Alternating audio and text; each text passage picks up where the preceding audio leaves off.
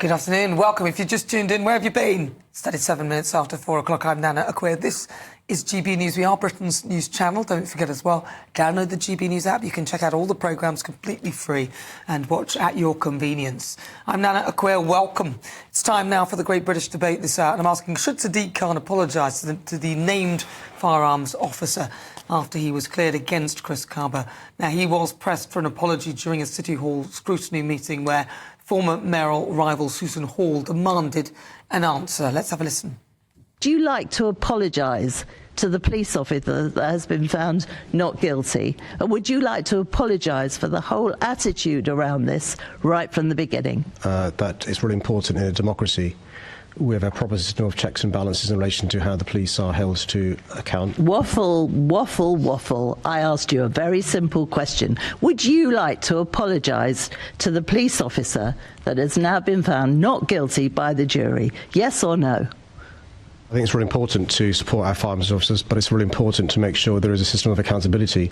You're sounding like a parrot, Mr. Mayor. Just answer the question.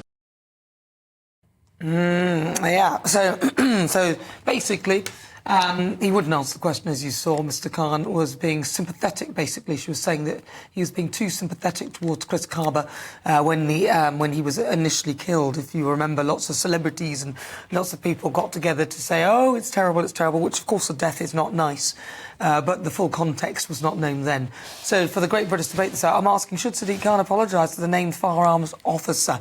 Joining me, broadcaster and columnist Lizzie Cundy, and also former Home Office Minister Norman Baker. Norman, I'm going to come to you. I know you said you're sick of the culture of apology.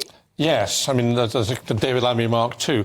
I'm not quite clear on my own mind what Sadiq Khan originally said. He was certainly sympathetic to Chris Kaba and his Chris Kaba's family after the guy died. And I think you can't criticise someone for being sympathetic to a family that's lost a member. So in that sense, that's relatively neutral. If he blamed the police officer before he was tried, and I'm not sure he did, then that clearly is wrong. If he didn't blame the police officer, then nothing to apologise for. But do you not think that perhaps the fact that Sadiq Khan may well have known some of the background as well, I don't know whether he did or he didn't, but the fact that people were that quick to jump on the bandwagon, as he was in a way, with lots of others.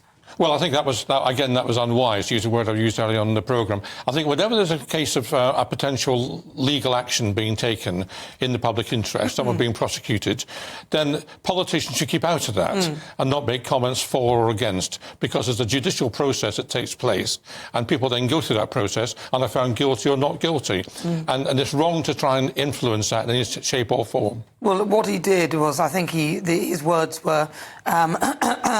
he said that Chris Kaba was a young man who had his life cut short. Yes. So that was the way he was well, that's all right, that's true. Well, yeah, but, you know, when you say it in that way, it sort of comes across that his life is sort of taken away from him because he was sort of a good person who was doing good things. I think he should apologise and then he should resign. I think he's an absolute disgrace and I don't think he's fit to hold office. He is a man that has an inflated ego. It's always everyone else's fault, and he should absolutely apologise to this officer and to his family, because now they have a bounty on his head and his security. I mean, his name is known everywhere. And this man, Chris Kaba, let's not make no bones about it, he was a horrific gangster with a dreadful past, and he was in his car at the time going forwarding backwards and forwards with officers in front of him, and it really is ghastly that Khan could absolutely say what he said. Let me give you the words. So Mr. Khan described Kaba as a young life cut short, saying he understood the grave concerns and impact of Chris Kaba's death on black Londoners across our city and the anger, pain and fear it has caused, as well as the desire for justice and change. Right? And, you know, that's why. That's too far. You know, you're like... He's gone slightly further than he ought to have gone in that situation. I think it's perfectly all right to express sympathy for someone who's died or to the family. I think to then rope in the black community in London is probably going too far. Yeah, but surely he wasn't on his own. Bell Ribeiro Addy, Labour's MP for Clapham and Brixton Hill at the time, supported Chris Kaba's parents, whilst Jeremy Corbyn and Diane Abbott called for justice amid the protests in London. Yes. he is so... I mean, he's supposed to, as Mayor of London, surely to sort of support the police. And I think he really... as a Londoner, we deserve better. We deserve better than him. And I think he's an absolute disgrace for saying that. And let's not forget what this man does. Look at knife crime. Look at what's going in the streets of London as we speak. Look at the transport system. I spoke to someone who's lost his actual limbs, Sarah Lagarde, who's lost her arm and leg because of it's so unsafe on our undergrounds. And another death happened this week. And you know, he spends £6 million on changing names of tube trains. All right. Well, let's find out. There's nothing without you and your views. Let's welcome our great British voices, their opportunity to be on the show and tell us what they think about the topics we're discussing. Let's go to London. Let's speak to Alan Cook. Let's find out what his thoughts are. Alan Cook, should Sadiq Khan apologise? He jumped immediately onto a bandwagon of real concern and sympathy with Chris Kaba's parents, which is fine, but some people think he went a little bit too far. Well, he should, but he won't. And this is Khan across the board. You know, a young life cut short, anger, pain, fear caused the desire for justice and change from this. But yes, 100%. If he was an innocent guy who didn't have a huge criminal record for offences, including knives, imitation guns, and I won't mention other things which weren't prosecuted because the guy was obviously killed. But Khan would have known the details. So why would he say that unless he's actually trying to create a situation? And it's looking like he was trying to create a George Floyd type division within London, because I think when he said those comments, we didn't have a Labour government. I think at the time we had a Tory government. So that's, I think, his just behind it all. Of course,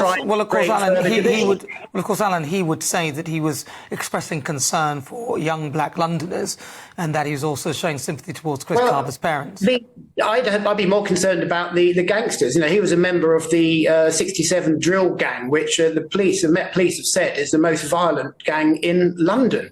So he was an active member of that. You know, but even if he was, I think causes concern for people of their safety in London. Yeah, but even if he was, doesn't mean that he should be shot, if you see what I mean. No, 100%. But two other firearms officers on the scene at the time said that if the first guy hadn't shot, they were just about to. One said he was a millisecond away from shooting. You know, this is an Audi. I think it had dark windows, all blacked out windows in the back, so there's not much light coming into the car, and a gentleman of colour in there. And he, you know, how much vision did he have inside the car? I think it's incredibly sad and unfortunate that he got hit in the head. But he did only fire once. You know, he didn't do the usual sort of military double cap. So he wasn't actively trying to kill the guy. And there's so many police officers who actually said, we're no longer going to be firearms officers. And over 100 of them actually handed in their guns after the prosecution started. But then we had the army on measure ready to step in. So we've got a firearms deterrent in London. Because if he was prosecuted, there was going to be hundreds and hundreds more. So, you know, the army are actually trained to kill. So who would you rather have, your firearms officers who are trained for these situations, or the army on the streets with their guns? You know, it's time we start supporting the police, supporting our officers. We need to get some seriously good management in the police at high levels. All right, Alan. All right, you're on a roll, but it was a good one. Alan Cook, thank you very much. He's our great British voice. What do you think? I'm going to read some of those out coming up. GBNews.com/your sale.